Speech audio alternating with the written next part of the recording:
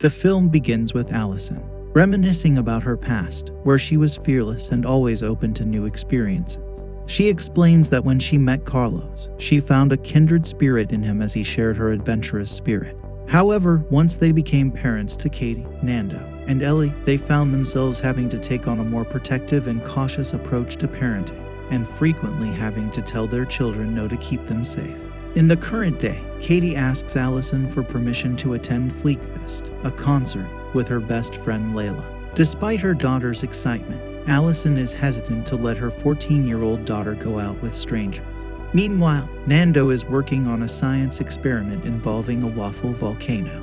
He expresses disappointment when the reaction doesn't go as planned, but things take a turn when Allison accidentally causes a reaction by slamming a book near the plate, resulting in the catalyst shooting out and hitting Nando in the face. Following that, Allison is driving Katie and Nando to school, while Carlos takes care of Ellie. During the drive, Katie and Nando express their dislike for the music their mother plays, while Ellie enjoys the music her father plays. After dropping off their children, both parents attend to their respective work responsibilities. Carlos is the boss at his electronics company and is known for his strict and demanding leadership style.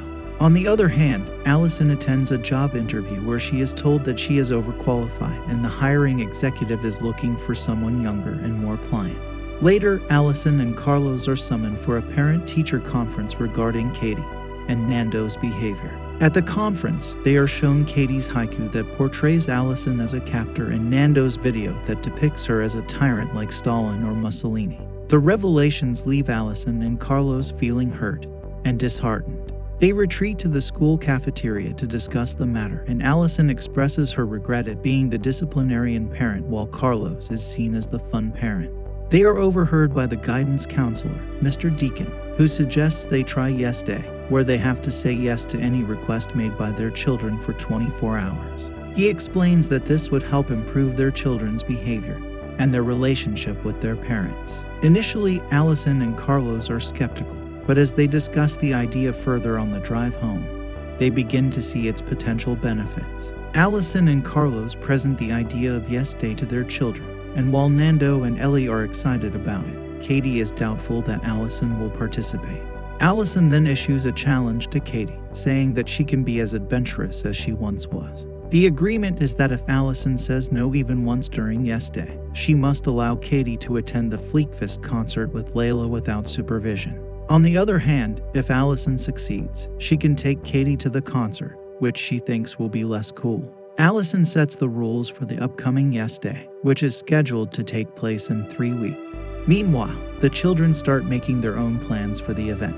On the day of Yes Day, the children awaken with eagerness, and Allison temporarily suspends her rule against jumping on the bed, allowing the kids to jump freely. Additionally, the parents must also abide by the no screens rule, so Carlos quickly makes a call to work before the day begins. Allison and Carlos agree to let Ellie do their makeup and choose humorous attire for them to wear.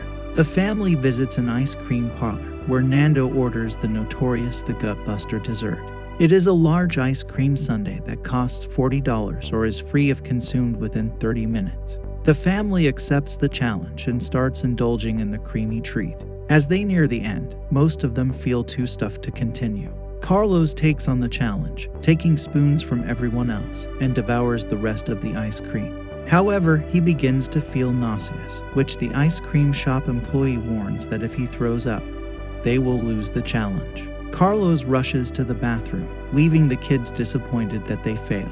But a customer suddenly runs out of the bathroom to announce that Carlos didn't actually throw up, but instead had an unexpected discharge from the other end. Everyone bursts into joyful cheering. The family's next adventure takes them to a car wash. The kids tell Allison and Carlos that they have to go through it with the windows rolled down. At first, Allison and Carlos are hesitant, but eventually they agree to go through the wash with the windows down. They all end up having a blast, getting soaked with water and foam, even though the inside of the car is filled with water. It's as if they're on a ride at a water park. The family then moves on to the park for their next activity, which the kids have planned as a game of capture the flag called Cabloid. They have managed to trick many people into thinking it's a reality show audition, and the family is divided into teams. The game involves throwing water balloons filled with Kool-Aid to each other. Allison gets fully immersed in the game and even collaborates with other participants to defeat her kids. On the other hand, Carlos attempts to make a work call using another man's phone, but he's caught by Ellie. She agrees not to tell the others when they come across a baby crow that has fallen out of its nest. Carlos successfully returns the bird to its nest, but the mama crow and other birds start attacking him, causing him to run away in a comical scene.